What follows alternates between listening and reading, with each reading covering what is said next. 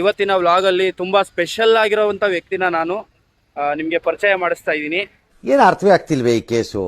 ಎಳೆ ಮಗು ಆಗಿದ್ದಿದ್ರೆ ಓಕೆ. ನಮ್ಮ ತುಮಕೂರು ಆಲ್ ಓವರ್ ಕರ್ನಾಟಕಕ್ಕೆಲ್ಲ ಫೇಮಸ್ಸು. ಇವಾಗ out of the Karnataka famous ಮಾಡಿಸ್ಬೇಕು. ನಮಸ್ಕಾರ ಕರ್ನಾಟಕ, ನಾನು ನಿಮ್ಮ ಸತೀಶ್ ಕನ್ನಡಿಗ.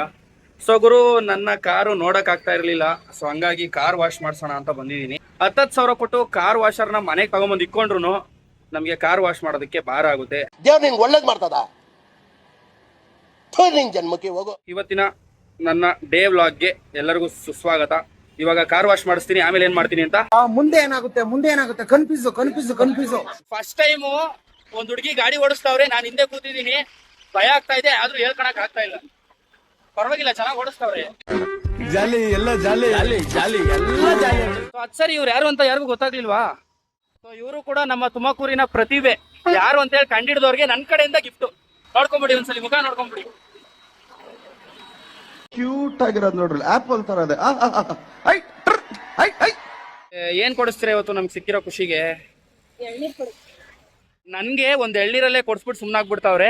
ನಮ್ಗೆಲ್ಲ ದೊಡ್ಡದಾಗೆ ಟ್ಯಾಕ್ಸ್ ಹಾಕ್ತಾರ ಅನ್ಸುತ್ತೆ. ಸೊ ಫೈನಲಿ ಎಳ್ನೀರ್ ಕುಡ್ದಿದ್ದಾಯ್ತು. ಇವಾಗ ನನ್ ಕಾರ್ ಹತ್ರ ಕರ್ಕೊಂಬಂದ್ ಬಿಟ್ರು.